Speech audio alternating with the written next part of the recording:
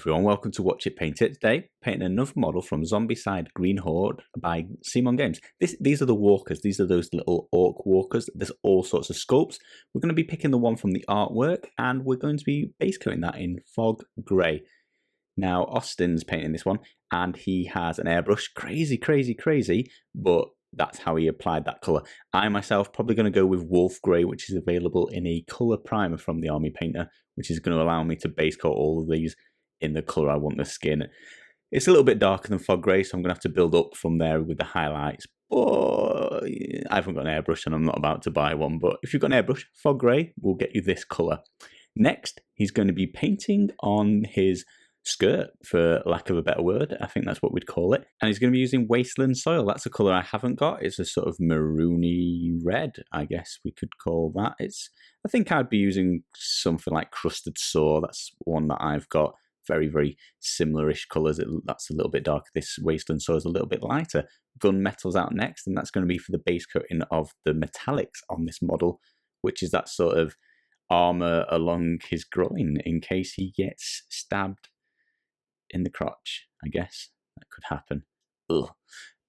Anyway, next is the rest of the armour. So he's got some plating along his left leg, and he's got a random bit of metal on his back as well. How weird. As I mentioned, Austin is painting this model, so if you do like this, do applaud Austin, leave him a comment below, give him a thumbs up, that sort of thing. Keep him motivated, as we all need a little love and attention once in a while, don't we? Skeleton Bone is going to be painting on that bone, so he's got a big sort of creature's rib cage along his torso, and it's sort of wrapped around him, so his spine down his front, and then he's got the sort of ribs coming off it and giving him a big hug. It's like whatever he killed died hugging him. It's kind of, it's a love story. It's a better love story than Twilight, I guess. Moving on, he's also going to be using this bone colour for his fingernails and his toenails, the ones you can see. Yeah, all of them. And next is Monster Brown. This is a brown Austin has. I do not have this. This isn't part of the Black Plague set by the Army Painter, which is why I don't have it. That's all the colours I have. So I'd be using the leather brown from that set if you're sort of following along with that. Otherwise, any light brown's really going to cover you here. And it's for the straps, holding on his sort of armour on his knees and his wrists. He's then going to use leather brown. So he's using a different brown here. This is a lighter brown compared to the previous one. And this is going to be doing those sort of wooden spikes that are sticking out of him. Not really sure what they are in the artwork. It looks like he's smashed through some wood and got some bits stuck in him. I'm not really sure, but it's some, it's a bit much needed detail in a vast sea of blue there with all the skin and very little to paint on this model. Brainmatter Beige, that's the slightly off-white, so a sort of white colour here would be great for the wraps around his shins and his ankles, as we see in a lot of models. That's sort of their clothing of the day, I guess, and it's medieval-esque, isn't it? Or boxers or medieval, I'm not sure. Maybe it's a medieval boxer, but nevertheless, that's what you want to be using here.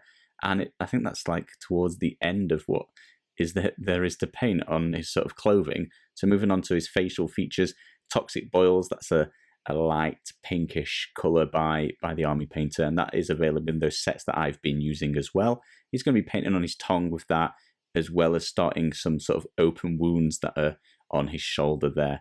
Then he's going to be using Carroburg Crimson here, just to add a bit of wash to darken that down, make it a little bit darker, and start bringing the detail out in that wound, as well as adding a little bit in his tongue, inside his mouth, to give that the shading it requires to make that tongue look more realistic. After that, he's going to be using Agrax Earthshade. This is by Citadel. This is their sort of dark brown towards black colour, similar to what I'd be using the Army Painter's version, which I'd say is deep shade. That's in those sets that I've been using.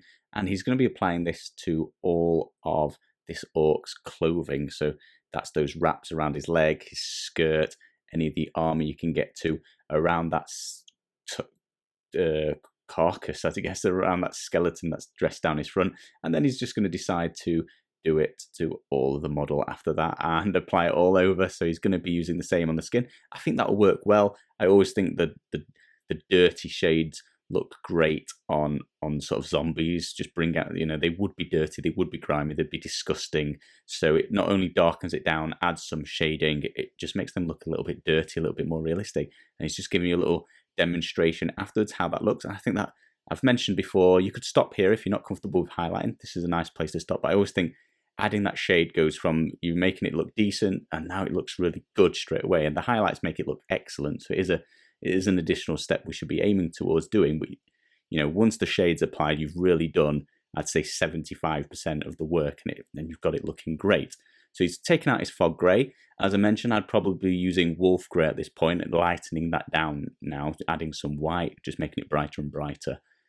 And he's going to be applying this with, it looks like his detail brush. This is some fiddly work now, but the models aren't very big. It's not going to take too long, but he's applying this to all of the raised parts of his skin. So all of his muscles, all of his joints, everything that's protruding out of the sort of shadowy areas, just leaving that Agrax Earthshade in all of the recesses just to give it some shading in the recesses, basically exactly what I said twice. Don't worry about that. So Austin did let me know this is by far the single longest point of the model, and that's pretty obvious to me. I do the editing of this video and I'm doing the voiceover, and there's a huge amount of time to fill here. This is exactly when I always mention I should have some music, etc., etc. But just watching this video play through and finding something to talk about while we watch Austin paint all of those muscles does make me think, did he apply the wash, the shade too liberally? He's basically painting back on, he's trying to make it look quite cartoony. He sees the artwork as quite cartoony, and he's just leaving very dark sort of recesses. The sections of muscles are considerably brighter than the shaded areas, and it does look quite cartoony at the end, and give him credit, he achieved exactly what he was going for with this. But it does make me think, should he have just applied the wash a little bit more carefully, a little bit more precise in all of the recesses between the muscles? Then he wouldn't need to paint this colour back in as much. Do you see what I mean? So if you're happy with how this looks at the end, and this is the sort of style you're going to be going for, I would be a lot more careful with that Agrax Earthshade. I'd be a lot more precise. I would get it between all of the muscles. I'd get it down his spine. I wouldn't cover the whole model, although it'll feel faster during the shading part, just slapping it on and spreading it around evenly. That will definitely feel faster. You're going to pay for it when you come to do this highlight if you're bringing that base colour back to being exactly the same, the highlight, sorry, to being exactly the same as the base colour. It's just going to take you a lot of time, eat a lot of time doing this bit. Having said that, still quite a small model, and it's very, the details are quite protruding. I'm looking at my own right now, and I can see the muscles very, very clearly. It's not difficult to spot which bits you need to bring back into the highlight as though the light's hitting it. And with that, we are done. We're finished with the skin. Hopefully that was all right to watch. Apologies if you wanted to skip on. Hopefully you just skipped onto this part. He's got out skeleton bone, and he's going to be doing exactly the same with that bone that's wrapped around him. And he's just using his detail brush again. It's quite small fiddly work, and he's just going to be highlighting the raised parts of all of those, I don't know what the sections of spine are called, but all those vertebrae. Let's go with that. Sounds good.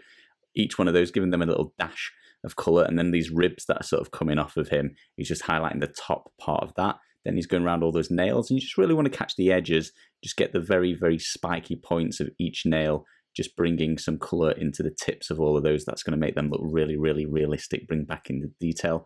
He's going to be doing the same with the orc's teeth as well, just bringing a little bit, splash of colour to each one of those teeth, giving him some nice gnashes that will look quite scary to any of the survivors trying to murder him or run away, I guess.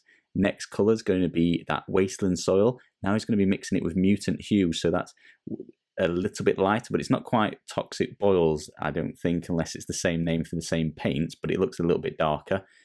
Mixing those together about 50-50, and that's going to be for the first level of highlighting on this the skirt that he's wearing, which I think actually already looked really, really good. I think that wash has taken really well to it. It does look dirty, but as I mentioned, I quite like that in a zombie scenario. I think they can look dirty. I think they can look like they've been dead for a while, traipsing through mud and various disgusting things as they would.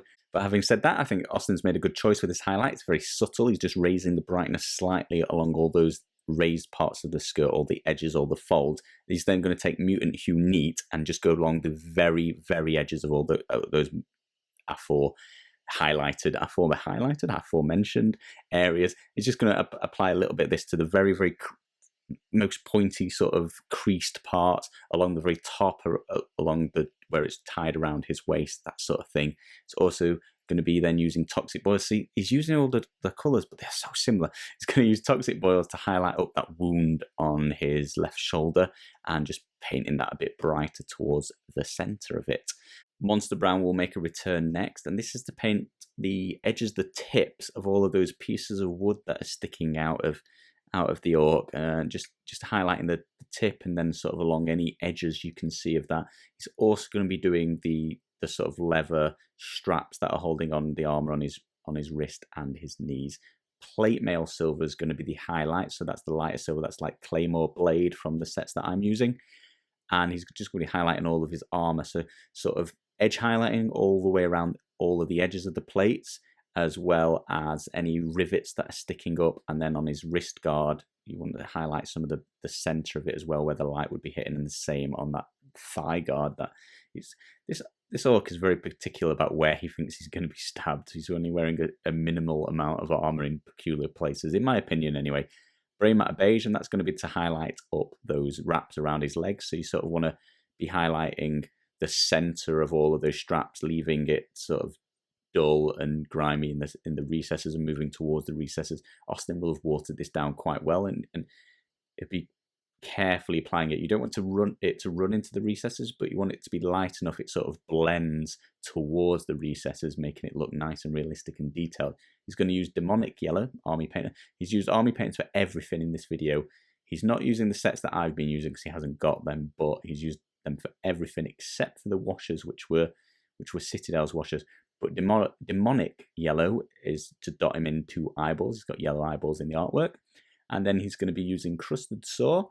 That's a sort of maroon colour, quite red. This is probably what I would also have done the skirt in, just because I don't own that Wasteland Soil. But if you have got it, you can see what that looks like on this model that Austin's done. But the Crusted Sore is just to paint him in some freehand cuts and scrapes and make him look like he's been a bit cut up, a bit battered, adding some blood after that. He's using blood for the blood god, which is Citadel's version. I use glistening blood. I don't actually know which is better. Let me know in the comments. If you've used them both, which do you prefer and why? Do let me know that, because I've got one and I've actually got two glistening bloods. I've never thought to try something else, so I'm not sure. But if you've tried both, do let me know what you think of them both. He's using Dead Black just to apply the top of the base. So that blood, was just to add some sort of dribbles coming out of those cuts. And then we're on to the final step of this video, and this is to paint the rim of the base in fog grey, just to match the skin. I think this is the most pleasurable bit for the video for me, just knowing that Austin will have had to have done this just to be consistent with all the other videos in this sort of tutorial series. He's not gone, if you've seen any of his other videos, you know he often fancies up the base and they look quite fantastic really, but he's gone for plain and simple, just allowing him to tell which model it is. So that's just letting him know it's an orc walker a little bit more easily. And if you've seen the rest of the series, I've painted all of the monsters in a similar way, just so you can tell who's who on the board. So thanks for doing that, Austin. Anyway, that's it. You can see him completely finished there, and then you can see all his brethren as well if you'd like to see how Austin did that. All the same colours, they're all basically painted in exactly the same way, and they're just different sculpts, so you can see how they all turned out. As I mentioned, Austin did this whole video minus the editing and the voiceover, so do applaud Austin, give him a thumbs up below if you enjoyed it, and you can always applaud me as well. You know, editing and voiceovers aren't easy. Then the final thing, we've only got one model left. There's only the Necromancer to go. We're having a little vote on Patreon if anybody cares to join in there. It's a little vote between myself, Benson or Austin for who's going to paint this last model. Who would you like to see? You've seen all our videos. You can come and help pick. So far, we've got some pretty strategic votes, which are pretty good. You know, picking who's doing what to free up other people. Then we've got some hilarious votes, which are quite funny to read. Really enjoying these two. So you could be part of this if you'd like. And then finally, it's quite nice seeing the drama that this has led to. So far, I am crushing the votes. So it's likely you're going to see me doing the Necromancer unless anybody intervenes. Thank you all very much for watching.